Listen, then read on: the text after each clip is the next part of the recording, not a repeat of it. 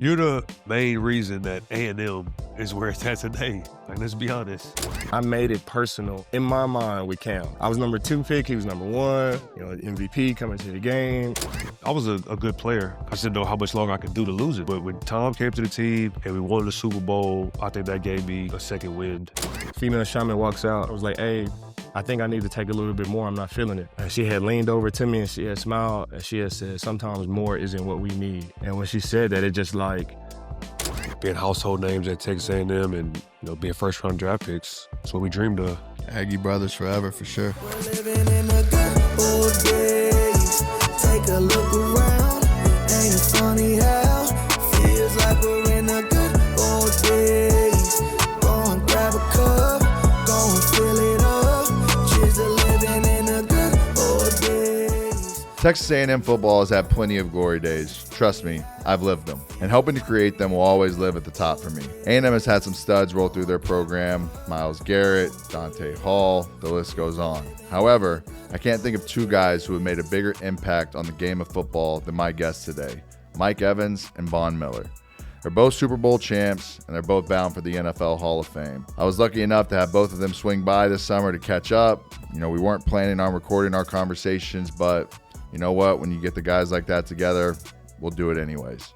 It's a little raw, a little rugged, and spur of the moment, but that's kind of the A&M way for sure.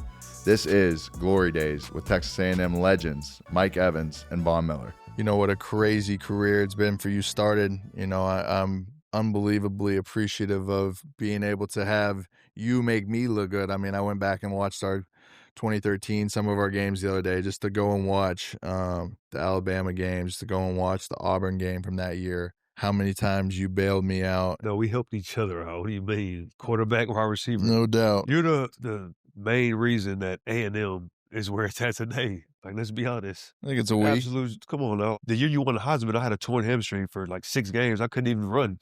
People can't say that. Like, you can't say that right now. Like, I bailed you out. Like, that's what I'm supposed to do. Yeah, I remember a cool moment for us was when, coming back from the Alabama game in 2012, obviously after winning that huge game. You remember flying back into the city and seeing the whole stadium lit up and what felt like half of College Station come back and greet us on the way back home was sick. That was insane. They kept Northgate open longer that night. Like, they broke the law. There's pictures floating around of us. If we were in our warm-ups, that was the Alabama game. How are you not going to go out and celebrate a night like that? Oh, yeah, I couldn't wait to get back. I remember it was a big deal. Like, you just wanted to go out and have a good time, but everybody would just come up to your section or area and just hold the phone up. One time, you said, somebody get him. And I looked, and he was recording you, and I slapped his phone, and I was like, don't do that, dog. There's one thing about College Station that you see a lot of is there's a bunch of drunk country kids out here that have that mentality and that mindset that don't back down to really anybody. It doesn't matter if he's 6'5" and plays on the football team or whatever it is. So you can always run into somebody stumbling around on Northgate that'll try you on any given day. It was our honor to go out and protect you, bro, because you were the first superstar we've ever been around, and you were our best player. And people loved you, but then there were some people that hated on you. And to see the people that hate on you, that pissed me off. They be trying to you're just out having a good time with the boys, and they're just recording you, trying to stop it all and talk shit to you. We ain't like that. Well, no doubt. You guys always had my back. Always, meant to lie. Definitely, tried to do the same in return. I got regrets about how, I handled some things back then and how things were, but, very fortunate to look back and be able to make the memories that we had, the games, the moments. It's hard to watch these highlights and still not get chills. This was our first year in the SEC, so, us being young, just freshmen, this is a team that had won national championships in the past and really the best team in the SEC. And to go into their place and play in a place like that stadium was crazy.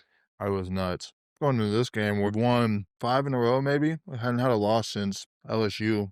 Finally getting to a point where offensively we were playing a lot better. Obviously coming out, our defense getting the stop to start the game too. How do you feel going into this day? Oh, I was excited. I remember specifically how confident we were as a team. I remember Kingsbury showing A.J. McCarron crying after they beat LSU. He said, what is he crying for? They got to play Texas A&M next week. Run. Get off me. That right there is one of the most legendary stiff arms in A&M history. That's like the picture that we knew Johnny was going to win the Heisman. That was like magic right there, Magic Manziel. People give me so much credit for this game, but if you look back and you really look at it, this was like a true all three phases win this game. Get a stop, we go down, do our job, score, get a pick, take it down, fake the option, run 4 verticals. So good. I just watched Swope. Oh, he's open the whole time. 14-0. This was one of the best teams I've ever played on to this day, this 2012 A&M team. Just the camaraderie of this team, the hard work we put in the offseason. We just were super confident going into this year. We knew that people were writing us off our first year in the SEC. I think we got to be as good this year as like our seniors were, you know, as the guys who had been there a long time and like kind of paved the way for everything. Like on this team, there's 4 first-rounders just on this O-line. Jake, you know, Luke, you got Sed. We had Kristen Michael as our like second and third running back, which is crazy. I think just week in and week out, you're going to see guys who are playing at the next level in the SEC. We played a Florida team that was really, really stacked this year, an LSU team that had a ton of talent on it, Auburn team. Mississippi State had a young Dak Prescott. The SEC was a real gauntlet back then, and this is when teams weren't scoring like they were like now. Yeah. Like every game was going to be, you know, under 30s probably. Until we came and started with the spread offense and the hurry up and playing fast. But before that, games were 9-3. Remember the LSU Alabama game the year before? The play style and the SEC offenses in college football in general have really changed a lot more to I got absolutely leveled right there. Just the spread offense is just, you know, taking over college football. You're not seeing a lot of this. Even Alabama now, you don't see them run an offense like they're running right here. So obviously a lot more time in the game, a lot more opportunity to score some points. They have crazy talent on this team offensively. They do. Look at all these guys. Eddie Lacy. Derrick Henry's on the bench. Amari Cooper. And O.J. Howard, tight end, one of my teammates in Tampa. C.J. Mosley on defense. D. Milner was a first-round pick. Clinton Dix. Yeah, they had a squad. And they won a national championship this year. You know, I think back about this year all the time. A real chance to get into a national championship or get into an SEC championship game. A few different plays against the LSU team, and, you know, things are a lot different for us that season. Yeah, I think the redshirt year was, you know, a big deal for us to be able to come out and have the success we did as freshmen. You know, our defense was really good to go up against every single day in practice. I might get to go up against some good corners. I got a chance to, you know, evolve my game a little bit with being able to run and scramble and do some things like that, to the point where they took my red jersey off and put on a black one so they could hit me during practice, which fucking sucked. But I think it gave us an opportunity to be able to build some chemistry, obviously being, you know, kind of the main guys of that freshman class. When it was time to scrimmage, we used to make a lot of plays. Yeah. So that's one thing I always remember. Like practice was practice, but when it was time to scrimmage and go live in Kyle Field, we made plays together. And, you know, I loved when Johnny was the quarterback out there with me. It was pretty easy. That's one of my favorite plays ever. What, Swope catching that? Yeah, it's such a fucking... tough as nails. It's such a huge play. Like, we need this very crucial thing. Clinton Dix, first-round pick, taking a hit, gets up like it's nothing. You see at the top, they kind of just like cloud Mike a little bit, outside release, just push him, just get back to Swope on the second kind of read. It's just such a bang play. But, man, such a good catch. You know a guy's going to smack you like that. I mean, Swope's the guy. I mean, I looked up to Ron Swope before I ever played alongside him. He was the ultimate teammate, the ultimate friend, ultimate competitor, very versatile player, tough, could block. This 3-play transition right here changes everything. It gives us the ability to win this game. So you go from the turnover on the fumble right there, Swope, wheel route down the sideline, probably the best throw I've ever had in my life. And then the next play, you get a corner route for the game winner. Such a different spot, you know, 9 minutes left. 4th and goal, they're going. Shazer Everett. So good. They switch it off. The defense told us they knew that this play was coming. They had ripped this in practice several times. Second time, A&M history, beat a number 1 team, take down Alabama. That was a good feeling. It's history. Definitely a huge win for the school. Every time I come back to Aggie Land, people talk about this game. 2012 Cotton Bowl, A&M, Oklahoma. It's the last game of the season. Wearing the icy whites. I think we were all really excited about this one. No, this was a fun game, man. Fun week. Bye-bye. Look at that awareness. Set the tone. Set the early. tone. Yeah. This team is full of NFL talent as well. For sure. Well, they had Kenny Kenny Stills. Stills, Tony Jefferson. I just played against him this year. And Landry Jones, Sterling Shepard, Blake Bell. He played in the NFL for a little bit. Aaron Colvin, another NFL player. Best group of receivers I've been around as far as blocking and physicality. Energy for sure on all parts of the game. It was just different. We could just throw bubbles and screens and all kinds of things, and people blocked hard, but we worked out. And this was back when you could crack block somebody and not get a penalty for it. You're going to see one in a minute. It's so good. Like, we love doing that. I'm surprised you ain't talking shit right there.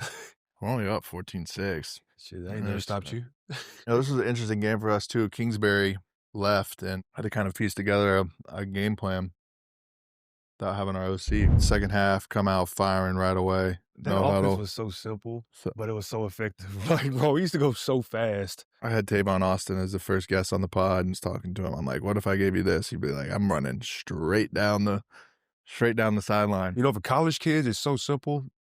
And at this time, these SC defenses wasn't seeing that. And we had good beaters off of stuff. Remember that? Like, we had double moves off of stuff. Yeah. You give a little pump signal, and I just take them out for no reason. Such a good swope, bro.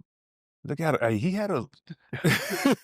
I watch that every time, and I'm so surprised that they didn't throw a flag on it. Swope was mad at me when he saw the replay. He said, bro, that was my last college touchdown. You got it taken away. It was good to get the seniors easy scores in this game and Swope scores in this game. Does this ever hear the go ball? Uh-huh. Oh, look, and oh, my God, he's just straddling the sideline, too. Push him out of bounds. Easy was the best at late hands, man. Just head down, look up for the ball. Great feeling. To go from 14, they don't score a point in the second half. Big cap off for the year, too. 11-2. Probably one of our best seasons in school history. You know, I think obviously something that was really cool for me and Mike, 2014 draft, was to watch three guys from the same offense, three brothers that, you know, have been grinding together for 3 years, all get a chance to go and get drafted in the same place. Be in New York City, be at Radio City Music Hall. All of us get to get drafted in the first round within 20 picks. You know, really cool to be able to have that moment. And then we get a chance to play against each other. You know, as you can tell, one jersey is really dirty and one jersey is really fucking clean. You know, I went back and saw this post the other day, and people were frying my ass. Who's giving you shit? People that's never done anything in their life. Like, who gives a fuck what they got to say? No doubt. Nah, this is one of my favorite moments. One of my favorite teammates I've ever got to play with. Start of it all. I played with a lot of legendary quarterbacks, and he's the first one. To see our dreams come true, to be NFL players coming from where we come from, you know, under-recruited, you know, underappreciated in the recruiting process, and then being household names at Texas A&M and, you know, being first-round draft picks. That's what we dreamed of. No doubt. Aggie brothers forever, for sure. Absolutely. What was it like that first time having Coach Sherman come, you know, kind of sit and talk to you? It was actually Jim. Yeah? Jimmy Turner. It's Coach Jim Turner out of Boston, man. Like, he saw the raw talent that I had. He saw the potential that I had. I went on an unofficial visit to A&M. We were getting ready for LSU in the Cotton Bowl. Before I go meet Coach Sherman and talk to him in his office, Coach Turner comes to me and says, you're going to go in the office, and he's going to offer you, and you're going to take it. And I just looked at him. I said, yes, sir. I thought he was playing around with me. I go into Coach Sherman's office, big office. I've never seen an office like this at the time. I'm 17 years old. He lists off things that I'm good at, which wasn't many. He said, you got some okay hands, not that, you're not a great route runner. You don't have great energy, things like that. He said, but we're going to offer you a scholarship because we see the potential. He said, we need to know soon.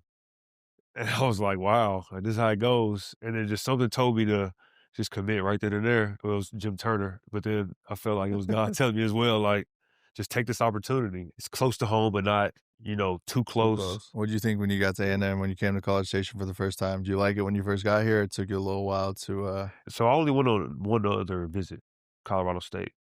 And that was cool. But going to A&M, the facilities were better. They were in a better conference. And when I came here, like, I'm not used to, like, going out and having fun and stuff like that. So my first time coming here was amazing. Fast forward a year later, I ended up getting on campus a little bit earlier than everybody, but I remember everybody coming into Reveille Ranch for the kind of inauguration when everybody comes in and stuff. I don't think we knew, like how special that class and people that we had in that year was going to end up being when you fast forward 3 years later, to be able to, obviously us play together and go through a redshirt year was tough. Yeah. You got to deal with Coach K every day and, Yeah. trying to find a way and make a name for yourself and fall in line. I just, luckily we had a good locker room. We had some good guys in there to be able to kind of show us the way a little bit. I know we spoke a lot about Swope earlier, but, I feel we were very lucky to have the guys in the locker room that we had to be able to kind of help us throughout that transition to figuring this college football shit out. A big thing too that happened when we were in college, you obviously became a dad at a very young age, something that definitely put a lot of responsibility on your plate, definitely, helped you grow up at a young age. Take me back to that and kind of how that,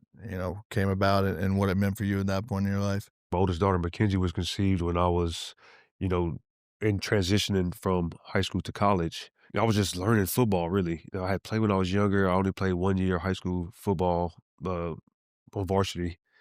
And I was just learning it. It was so hard and competitive. And I was going through that in the back. Not a lot of people knew. You knew because you were close to me, and I told a couple other guys on the team.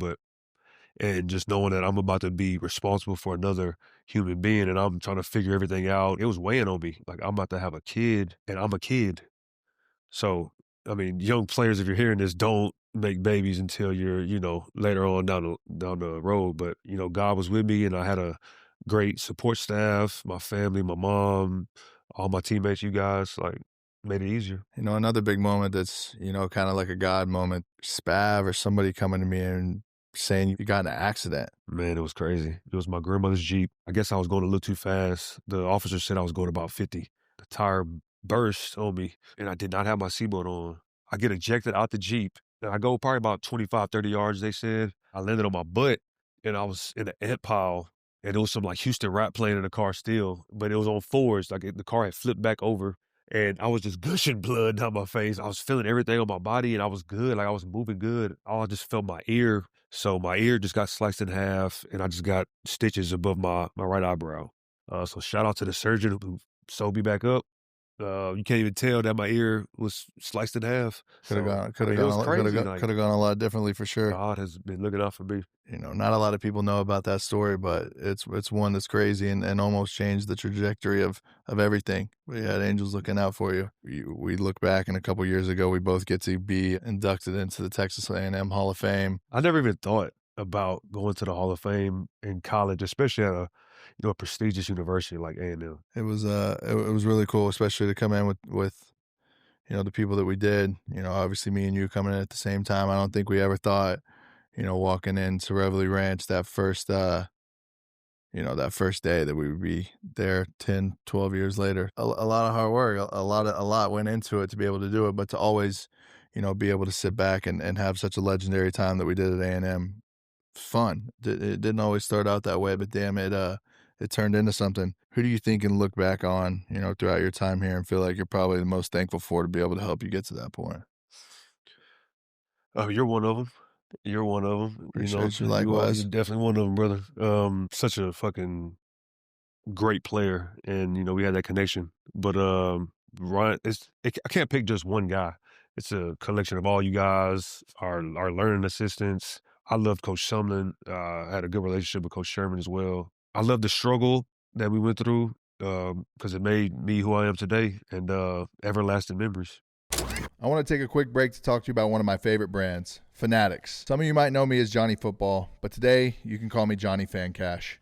Fan Cash is the top reason bettors choose to bet with Fanatics. Here's why: when you bet with Fanatics Sportsbook, you get Fan Cash, win or lose. You can then redeem your Fan Cash on anything Fanatics. Fresh apparel from Mitchell & Ness, rare collectibles, trading cards, and of course, bonus bets with the Sportsbook. It's a rewards program, but for sports betting. So all those bets you make, win or lose, get you closer to something awesome. Also, new customers don't miss a special welcome offer. Sign up and use promo code Glory Daze to get $200 in bonus bets when you place your first bet of $20 or more. Download Fanatics Sportsbook and get in on the Fan Cash. And maybe you'll get a cool nickname too. New customers only. Must wager $20 or more cash on any market with odds of -500 or longer within 7 days of account opening to receive $200 in bonus bets. Bonus bets expire 7 days from issuance. Terms apply. See Fanatics Sportsbook app. Gambling problem? Call 1-800-GAMBLER. Connecticut residents call 888-789-7777. Massachusetts residents call 800-327-5050. And New York residents call 877-8-HOPE-NY. Maryland residents visit mdgamblinghelp.org. I know after, our time at A&M, we got a chance to do something that was Really special. Something I always think back about is, our pre-draft training that we did in San Diego. Got a chance to live with you and Ash for maybe 2 or 3 months before we did the combine, and really get a chance to grind to get us to where we wanted to go before the draft. That's something I always look back at, and thought was really special that we got to have that time together and obviously be able to work together to try and accomplish our dreams. You had it set up. You said, bro, I want you to come train with me in San Diego. We competed, we had fun, and we reached our goal to be first-round draft picks in the 2014 draft. I never told you. I probably told you back then, but I appreciate you, guiding me to do that, because I didn't have these plans. I probably was just going to stay in College Station. I remember you saying that at one but point training in with time. you, brought me way more exposure. So, yeah, appreciate that. I think it was good. I think, a huge catalyst. Thomas was there. I think a huge catalyst for us was Ryan Flaherty was The speed guy. awesome. Great coach. Especially for you. I remember going into Indy, he had a lot of confidence that your 40 was going to be something crazy. Did the 40 in 17 strides, which I always thought was crazy. Yeah, I think that's why people, my speed, it's deceptive, long strider. Is that point leading up to the draft, and, we got a little bit closer, you have an idea that, where you were going to go? Were you nervous about it, or you just kind of, felt good with the work you had put in and what you had put on film? Man, I was just happy and blessed to be able to play in the NFL. Like I've been saying, bro, I was hoping I went top 10. I was pretty sure I was when I was talking to some teams. The Lions definitely were deadlocked on me at 10. I think they told me, if you're there at 10, we're taking you. The Bucks actually weren't on my radar, really. I guess I met with them. They said I did. I don't remember, but they weren't on my radar at all. So the Raiders were on my radar, and the Buffalo Bills. So I thought I was going to one of those teams.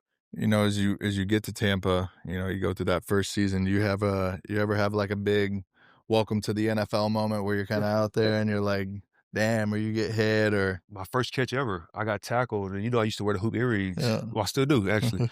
But at the time, I had on I think they were black hoop earrings, and then I got tackled, and I swear when I came to the sideline, they were gone after that. My first catch, it was like a 4-yard under route, I think, or a stick route, and I got tackled right away, and then they collapsed on me, and it just, my earrings came out. I was like, yeah, these some grown-ass men out here. Were there some tough adjustments you had to make throughout that first year, through some growing pains that Oh, absolutely. Bro, I remember talking to you saying we were talking about preseason and training camp, and we were asking each other how it was going, and my dumb ass said, oh, I'm really excited about this team. I think we have a team like our 2012 A&M team. We're going to be really good. And we end up being 2-14. So I just didn't know. I didn't know that there was levels. It's the NFL, but there's levels. And I didn't know that. So it took me a while to understand, we didn't even have an offensive coordinator my first year. He had a heart issue, and he couldn't start the season. So all our coaches collectively had to get together and just call plays together. It's tough. Yeah, it was tough. It's tough. And I was still learning, I shouldn't be 245 pounds. I didn't know. I thought that was cool because I was 21 and I was able to do it, but that was not smart. I could have been even better than what I was. It was one of those things you kind of just have to learn how the NFL game goes a little bit. It's funny anytime you get into a locker room like that to begin with. You're like, okay, this team has potential. And then you find out the week in and week out grind of what it is. Now that you've had a Super Bowl team and you've seen a team like that, there's huge differences. Yeah, you see the levels. And you have to go through those things and have experience, and those things take time. But it's good if you have a team around you that believes in you and gives you the time to figure it out, because not a lot of guys get that opportunity. Feel very lucky to be able to have that, huh? Absolutely. Because I see great talent all the time get passed on and given up on too early when all you have to do is wait a little bit longer to get them around the right situation. As you get to Tampa and you guys aggressive to being good. You get some good seasons with Jameis for sure, and then you get a chance to play with Brady. What's the biggest thing you learned from that? And obviously, when he comes in, kind of sets the tone. It was actually harder on me than people realize, because me and him were close. We're friends. It wasn't just, oh, we're getting Tom Brady. I was happy that we got Tom. I know it's a business, but still, that's my boy. We've been through the ringer together, and I wanted people to respect his gameplay. We get Tom, and we win a Super Bowl right away. You know how hard the quarterback position is. You need everybody around you to do their part. all three phases like you talk about. And he had a way of even getting the specialists to play their best. The way he worked, everybody's watching what he does, and he's just killing it. You know, as he comes in, you guys had to have known right away pretty early in that season that it was going to be something that was special. But how was that Super Bowl season and that ride throughout? It was the craziest roller coaster of a season I've been on because we knew we were going to be a good team. Like we were solid the year before. Obviously, we had the turnovers, but we get Tom. Like we knew we were going to be good, and we had a Gronk, and we get AB midway through the season. So like it's a roller coaster that whole year, and these other teams are already established. Like we opened up with the Saints, and they whooped us first game. We were like, all right, we get on track. We win a couple in a row. We lose to the Bears on Thursday Night Football, close game. A lot of guys are injured. And then we play Sunday Night Football against the Saints. And we're like, all right, we're 6-2 now. We found our stride. We're supposed to beat them. Not even close. We lose 38-3 or something like that. Almost get shut out. Are we going to be as good as we think we're going to be? Because that was like a big test for us, and we did not pass, obviously. But Tom and the rest of the guys, like we just kept playing. Like we knew that the season was long, and we knew that all we had to do was get into the playoffs. So we ended up going on a little run, lose to the Rams, lose to the Chiefs, bye week. We need to win out to go to the playoffs. We're in 4 straight, get a wild card, play against the Washington football team, beat them, and then we run through a Hall of Fame list of quarterbacks. Drew Brees in New Orleans, Aaron Rodgers in Green Bay, Super Bowls in Tampa, first time ever. We win it. I mean, it was a magical season. Being with, one franchise since you've got there, being able to do everything that you've done there. Speak a little bit about what Tampa Bay means to you, the team and the city as well. They've definitely taken you in and adopted as one of their own. I love Tampa. It's my second home now. To go there and be one of the best players in their history, I wear that with pride because I've seen us at the bottom of the bottom and to rise to the top. So we'll always love Tampa, and I'm a Buck for life. You look back on your journey with Tampa, from the Super Bowl to the 11 seasons in a row. What moments stand out to you? Obviously, the Super Bowl was number one. This year, and the record had to be. That was definitely up there. One of the best moments. I mean, it ties Jerry Rice. Come on. No, it's definitely one of the biggest moments of my life. Mayfield throwing. Evans. He's got it. He ties it. Jerry Rice has company. I just knew how much it meant to everybody else, too. All my teammates, everybody watching. Every time I see somebody in the offseason, they talk about that catch. And I was upset with myself that I got hurt and I should have got it way sooner and not make it that close. But that's why people love football, for moments like that. I mean, as you look back, when did that ever even come into your mind as something that was like a real possibility, or not until you got to like 9 or 10 in a row? When we got Tom and won the Super Bowl, I feel like my career had new life. Because my first 6 seasons, like I was a good player. Like I was a really great player. But I just didn't know how much longer I could do to losing. That shit takes a toll on you, playing receiver in the NFL, all that running and sprinting, dropping your weight and shit. So I didn't know, but when Tom came to the team and we won the Super Bowl, I think that gave me a second wind at my career. And that's when I thought that I could continue the 1,000-yard streak, which I'm proud of, and I hope I break it this year. Something I think that's always been awesome that I've always, watched closely is the Mike Evans Family Foundation. You use your platform in a really, really good way to try and inspire the next generation. What inspired you to start that, and what does that mean to you? I've always been a guy that loved to give back and pay it forward, because I've had so many people in my life help me get to where I'm at. And me and my wife decided to start the foundation in 2017. Courtney Foss, Texas A&M graduate, my tutor here, has been doing a great job of making sure we're reaching out to a lot of people that need help. Families that suffer from domestic violence, because that's something me and my wife experienced growing up, and then helping kids with education. Kids that are working hard that need a little help. And we think they deserve that. What do you think the most memorable moment you've had, with the foundation stuff throughout the years is? I do love Catch for Christmas. Some years it's 13 families. Some years it's 13 kids that are making good grades from underserved homes. And we just give them the best Christmas ever. Somehow my mom used to always give us the best Christmases. She's a single parent, providing this for 3 kids. Like everything we want on the Christmas list, we pretty much got it. No, just sparked something in me. And I love that time of year just to see the kids get to open their presents and, get everything that they wanted. If you could give one piece of advice to young athletes trying to make it, what would you say? One thing, I'd say a lot of things, but I mean, work hard no matter what. Even when you feel like it's easy, even when you feel like it's too hard, just keep going, keep working hard, and just have that mindset no matter what, no matter how cliche it sounds. Just keep fucking working. It's funny, the cliche things that you hear throughout the years, the things you see painted up on the wall in your gym or, in our weight room here, whatever it is, those little things, the cliche things, they do mean the most. They do make the most difference and separate you from the people who aren't doing it. So, I couldn't agree with you more on that. So obviously you know what this is, freshman season, taking it all the way back to A&M. The Coach Sherman days. We got a little inside swim and a strip sack on the first ever sack. This is something you obviously still remember, huh? It's crazy. I still celebrate like that. I still celebrate that. 20 years later, I still celebrate like that. Yeah, it was one of those times where you just like really let go and you just, that move that I just was doing stuff. I wasn't even supposed to go inside. I think the game was already won and we had the pass rushers out there and I was just out there doing stuff. And, a little bit of success breeds confidence too. And, you just start, letting it go after that. Obviously. We get into junior year a little bit. Your best year at A&M, 17 and a half sacks. Yep. Honestly, for playing 11, 12 games is just a crazy, crazy kind of thing. How was it going through that season? Obviously, you're rolling at this point. Oh yeah, like I said, you have a little bit of success, and I had success early in that spring during spring football. Started the season off with those little out of conference games.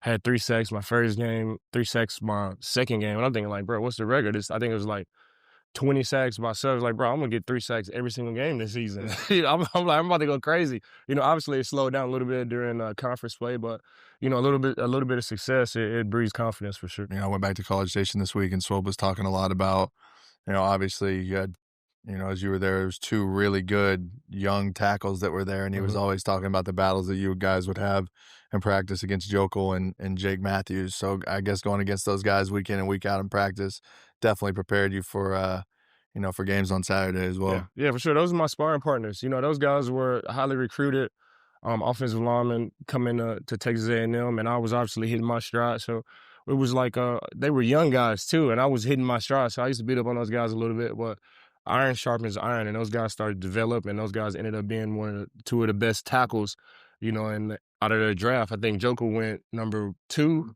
and Jake Matthews is still playing right now, if I'm not mistaken. He's still racking it off now. And like I said, man, we had a lot of success early, and the universe, they just put things in your path like that. So a little bit of success, man, it went a long way. You have a favorite game that you look back at your time at A&M and are like, damn, like the atmosphere at Kyle Field or like this game is just something that was really special? 2 wins that always stand out to me are that Oklahoma win my senior year, 2010, and that Nebraska game. No offensive touchdowns were scored that game. The final score was 9-6, and it went all the way down to the wire. And I remember crying, and Cyrus was crying, and we were hugging, and we sawing the horns off at the end. I got this ugly face on. Like everybody was so emotional after that game. So that would have to be one of my favorite games for sure. I got to be lucky enough to be a recruit in the stands for both of those games. Yeah. So. I remember coming into the locker room after the Oklahoma game too and being like, damn, this is a place I can really see myself going. It's crazy, man. Those, you get emotional in the NFL too. You love winning, but back in those days, it was just about, doing it for your brothers for sure. You obviously got to have some wins against Texas too, and any time in that rivalry, you get a win against them is. Yeah, we went 2-2 versus Texas. I beat them at home my rookie season. Stephen McGee went crazy. And then my senior year, we went down to Austin and we were able to beat those guys. Both of those games came down to the wire. I caught my only interception in college was my last play of that season versus Texas. I was able to get an interception. I think I had like 2 sacks. And, back then you're not worried about like, scheme and playing time and how many sacks I got or what. You just out there playing, man, and watching these highlights, man. It's definitely a joy for sure. Obviously, I committed to Coach Sherman as well, somebody that I got to know really well. You played for him your entire time there. How much of an impact did he have on your career and getting you to the point of where you are today? I still hear Coach Sherman's voice in my head today. Like, I still hear some of the things that he taught us back back in 2000, I want to say 2008 when he first got there. Because when we first got there, we were a shit show. I think we only won 4 games, maybe 3 games that whole entire season. But he had just came from I don't think he was coaching the NFL, took a little break, and he came to us, and he had coached Brett Favre, and he brought this NFL mindset to college. And obviously everybody there, we wanted to go to the NFL. That was the main goal.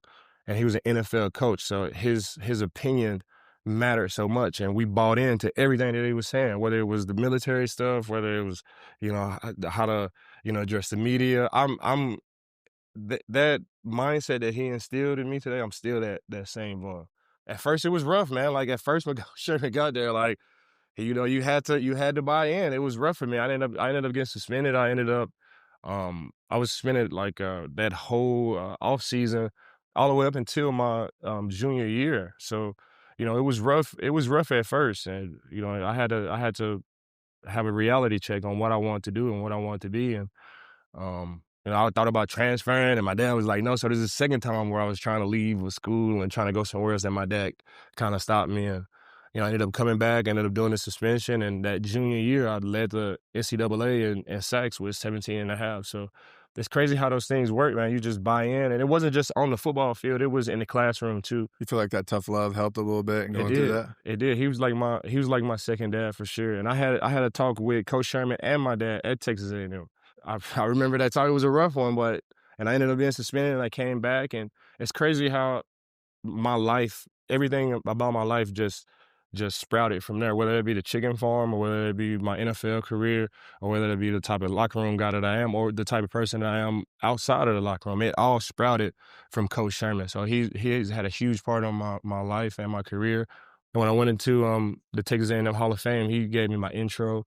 He's been a huge part of my life, man. I love Coach Sherman for sure. This is obviously a huge moment in your career, getting to this big stage for the first time in your career and being able to play in such a big game. Man, funny story about this game that I never really tell anybody. I guess it was this was February of 2016. Mm-hmm. So I had just got cut in Cleveland, and I'm back in Dallas. I'm living in Dallas. And I remember watching the playoffs and kind of gambling on the playoffs a little bit. And when the Super Bowl came up and this matchup first came out, I'm like, you know what, man? I was a huge Cam guy. I'm like, I'm gonna take the Panthers in this game. Like I just think they're gonna win it. And I ended up going to Cabo to spend Super Bowl weekend there.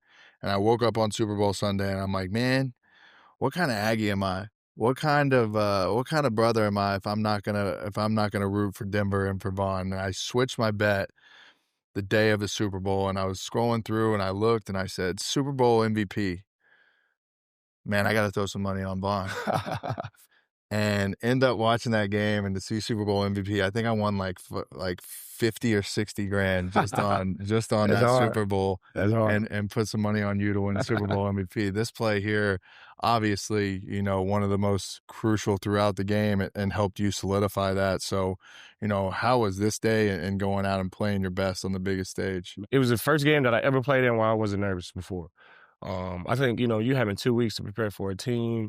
It's the Super Bowl. Like, you just played a whole entire season to get there. I remember going to that game not having any nerves. It was just like autopilot. Like, they talk about flow state and, not really thinking, just doing like, and I had made it personal too. I had made it personal. You hear all these guys, they play these games in their mind, like saying like the other guy's trying to kidnap his kids or whatever. You play these games, you see Jordan like, make things personal with, some of the guys that he was with. This was way before The Last Dance, and I made it personal in my mind with Cam. I made it personal. Like I was number 2 pick, he was number 1.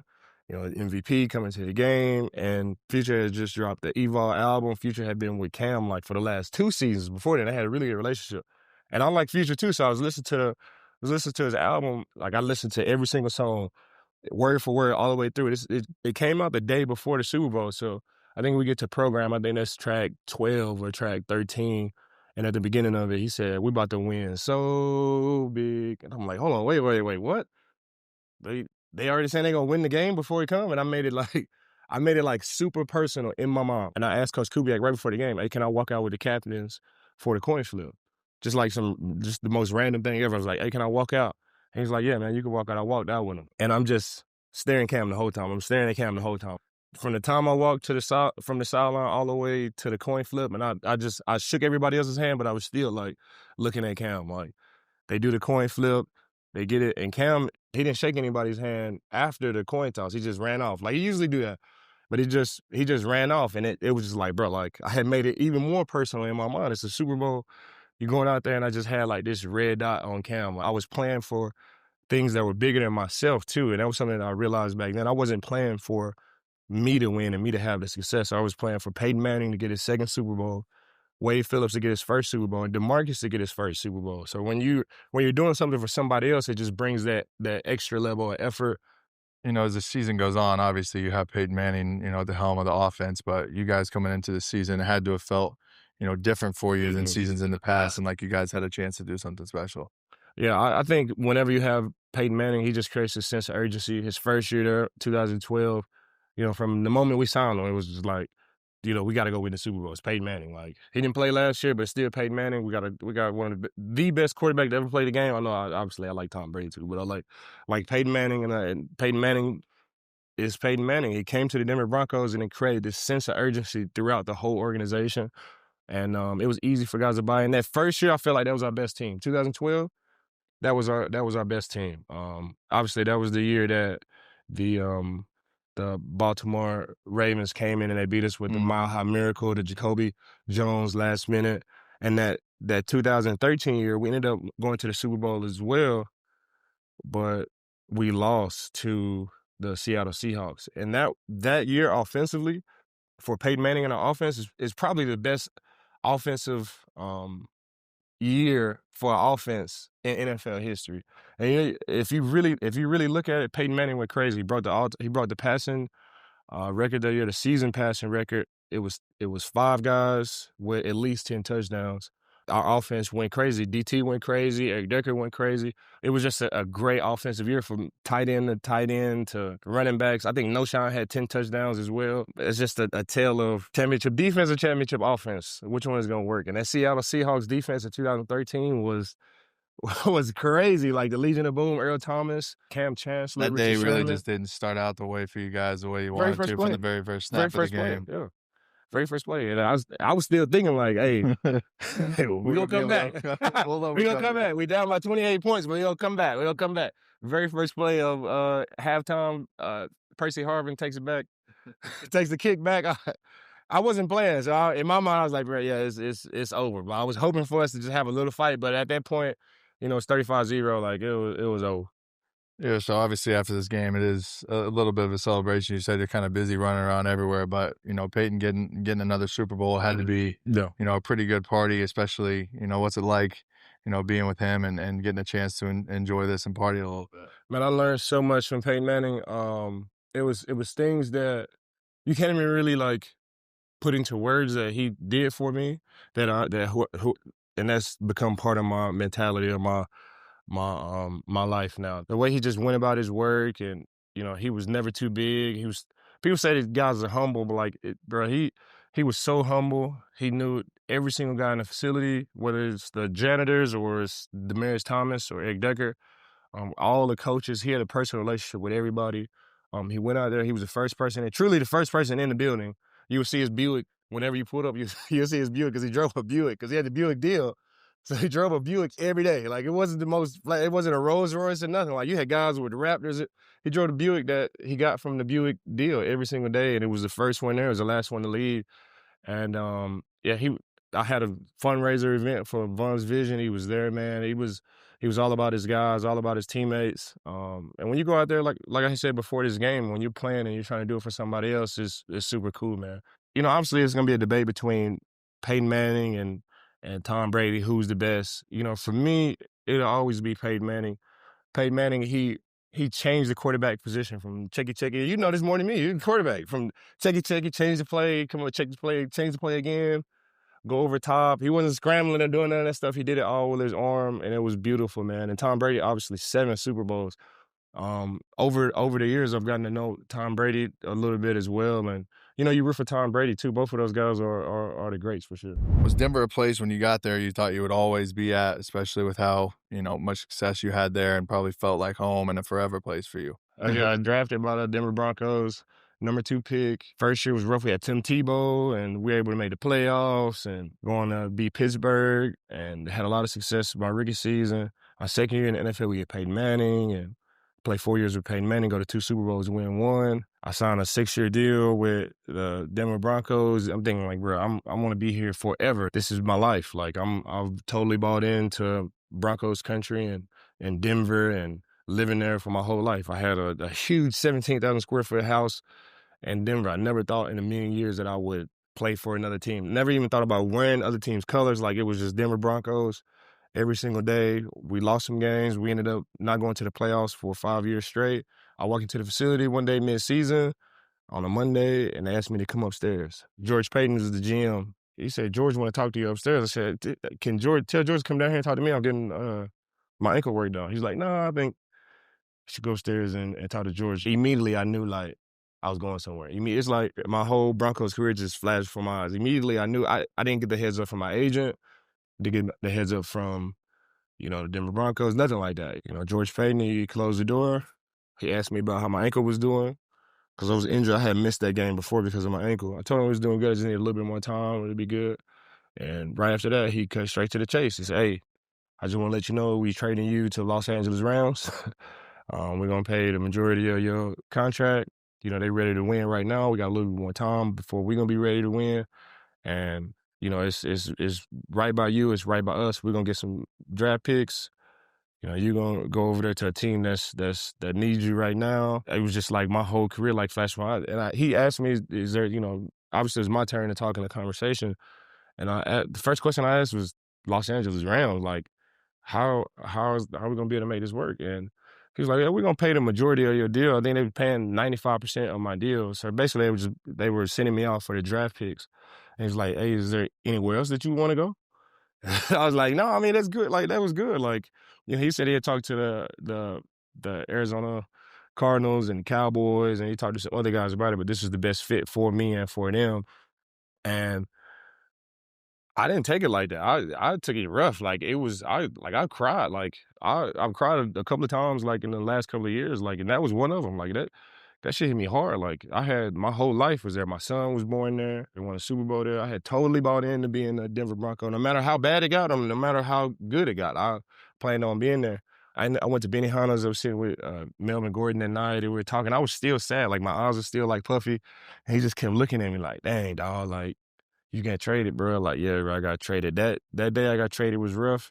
Woke up in the morning. I was still a little sad that morning, too. I was walking through the house, and I was like, man, like, we had some legendary nights there, too. Like, my basement was, like, legendary Super Bowl. It was called Studio 58, 6,000 square foot of just party atmosphere, DJ booth, all type of stuff. Like, it was like the Soho House of Denver. Everybody came there.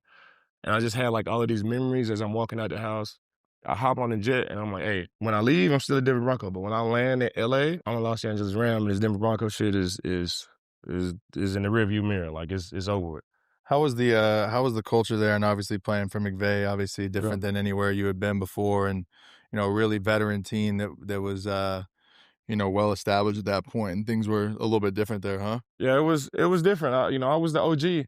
I was the OG with the Denver Broncos. I was the oldest, the longest tenured Bronco there. All I knew was Super Bowl 50 and the Peyton Manning days, and we're 5 years removed from that. And all of these guys, we never really won anything those first 5 years. We didn't make the playoffs. I think we had one 8-8 season. That was the year after the Super Bowl. But all the young guys start coming in, and that Super Bowl culture just kind of got removed, and I was still there. So my mindset, the only way I knew how to talk to the guys was from that Super Bowl mindset, and we hadn't been winning.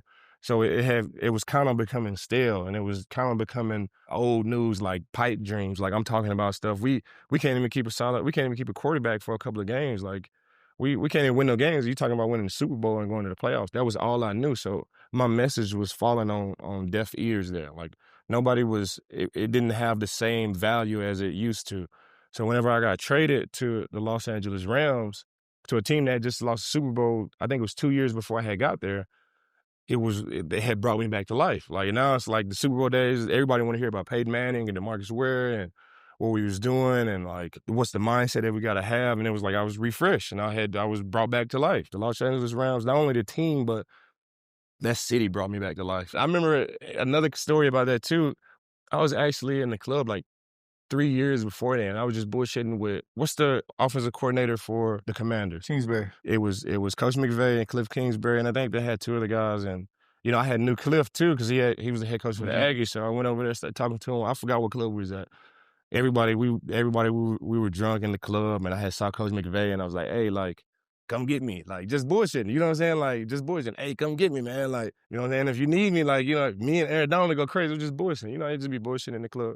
That day when I got traded, he had remembered that and was like, man, we was in the club, man. Now we're going to be able to do this shit, bring this shit back to life. So it's crazy how the universe worked and things just fell into place, man. It was an amazing time for sure. These off-season trips you take him and dabbling into ayahuasca. You said it's changed your life and really helped with your mindset and a lot of the way you look at life. How was that? How'd you get into that? And then, what does it mean to you looking back on it now? It all starts with Jordan Poyer. I knew of him before I came to the Buffalo Bills, but when I came to the Buffalo Bills, he played golf, I played golf. He's a whole lot, I wouldn't say a whole lot better than me. We close. Like, I'm getting better. So came back, season started, and something was different about Jordan. Like, he had knowledge about something that I didn't have. Like, he had this internal peace. He started talking about his trip to Costa Rica and him doing ayahuasca, and we would ride in the cart and we'd talk about it every single time we played golf. And later on in that football season, he had said, hey, he's putting together a retreat, and he invited me out. And I was like, yeah, I was sure. Because I had spent time, and he had talked about it so much. And I was like, yeah, I'll go check it out. You fast forward to March, and we show up in Costa Rica, and he told me, like, hey, A-Rod coming too. And I'm like, dang, like, that's cool. And I had spent some time with A-Rod in the offseason too as well. We worked out at Proactive, years before. So I had, knew A-Rod a little bit before we went on the retreat. We go on the retreat, still a little bit hesitant about the medicine, but, I took the medicine that first night and couldn't really break. It was the first night. It was an introduction to the medicine. I already drank, I think, 2 cups of medicine, and I didn't see anything. I was like, dang, where is it at? Everybody said you go out of space and you're in another universe. And I was like, bro, I want to go there. The shaman, this female shaman walks out, and before she could even say anything to me, I was like, hey, I think I need to take a little bit more. I'm not feeling it. And she had leaned over to me and she had smiled and she had said, sometimes more isn't what we need. And when she said that, it was just like this profound realization that I had about my whole entire life. You get so caught up in more touchdowns, more interceptions, more money, more clothes, more this, more that, more women, more this. You just get so caught up in just consuming more, and you're not happy unless you can just have more. And that was the first time I was able to sit back and be like, dang, I'm good. It's just natural in the football world or sports world to compare this guy to that guy. This guy's number 1, this guy's number 2. And subconsciously, I'm always checking for what everybody else is doing. And when she said sometimes more isn't what we need, it was the first time where I was at peace. And I wasn't really worried about what everybody else was doing. It was about me and my kids. And I played in the NFL. At that time, it was 13 years and everything was good. I'm fine. I'm at peace. And that's where it started for me, my ayahuasca journey. Obviously, I went multiple times in this last year. I've been 3 times in the last calendar year. First time, it was these profound realizations about life, and I've been doing it all wrong, and my perspective is different. Second time you go, it's all me and self-awareness and what I've been doing and how have I contributed to the successes in my life and the failures in my life. What have I done? Who is Von Miller? It was all about me. Then this third time I went 2 weeks ago, I realized that I don't know shit. I don't really know nothing. I don't know nothing about nothing. I only know what I know about me. It's a whole life. I'm still living life. You're never really out of the fight. So I've been 3 times, and those have been my key takeaways from those 3 times. Would you recommend it to other people? I'm not as big a spokesperson as Jordan or A-Rod, but anybody asks me about it, I would recommend it. I feel like ayahuasca is for everybody. Obviously, everybody is not for ayahuasca. It is real work. It's not like it's work. It's real introspective work, and you have to, really sit there, and that wall between you and your conscience, that wall is taken down. and you're able to talk with yourself and look yourself in the mirror about all type of things, good and bad.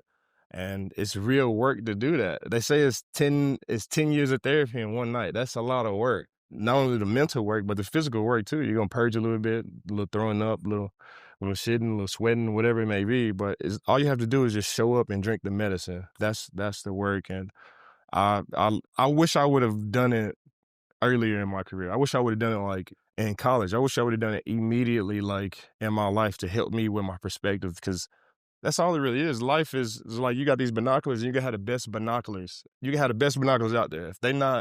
If the perspective isn't right and the focus isn't right on those binoculars, like, you won't be able to see shit. And ayahuasca helps you with your perspective for sure. Some other off-field stuff, you're much more than a football player. You built, a brand off the field. Your own glasses line, chicken farm, Vaughn's Vision, who I got to be a part of a little bit throughout the past. What do these things mean to you? And to start with Vaughn's Vision. When you come into the NFL, I think everybody has that dream to be much more than just a football player. How can I give back? And how can I have an impact not only on my family's life, but on other people's lives as well? And it took me a second. It took me about a year signing autographs one day, and I took my glasses off, and it just hit me. It was like, hey, I'm going to start Vaughn's Vision. I'm going to give back contacts, eye exams, glasses, LASIK surgery, pretty much anything that has to do with the eyes back to kids in need. And it grew from kids in need of financial support to just kids in general, because some kids, you have to talk them into like wearing glasses. They don't think it's cool. They think you're a nerd or a geek or whatever, whatever these views that kids are cruel. So I'm here to make glasses cool, and at the same time to be able to provide and support kids in whatever their vision or their optical needs are. You've been in the media now too, doing Vaughncast and stuff. Are you thinking about life after football and kind of what's next? Yeah. You've been playing for quite some time now. Before, like in 2023, I didn't have a sack. I was just coming off ACL surgery. I wasn't really sure, like, if I had it in me. Like, I wasn't really sure. I went a whole season without getting a sack. I come back in 2024 and I had a really good season. I had 6 sacks, had an opportunity to have a whole lot more. I had a whole lot of great rushes. And as this season started to progress, I started to prove it to myself that I could still play. And, it's crazy, one of the realizations that I had, like, in my last ayahuasca retreat was, why rush it? Like, why rush the retirement thing? Like, why? I'm still playing. Jason Peters, he just retired. He's 42 years old. I'm 36. Like, if I can still play football, I'm gonna play football. I'm gonna play football. Like, I'm not. At the same time, you don't want to get kicked out of the league, but I don't want to leave early. So I'm just, listening to God, man, and I'm just listening to the signs, and I can only take it 1 year at a time. At the same time, I still, have to be Vaughn, whether it's doing podcasts or whatever it may be. I'm a dad too, so I still have to be Vaughn. More than anything, bro, appreciate you taking the time out of your day to come and do this with me, sit down. Yeah. Obviously, we've had a good relationship for a long time. You're somebody I've always looked up to, and man, I'm always rooting for you, always pulling for you, will always be a brother for life, and it's always nothing but love. Likewise, Johnny, man.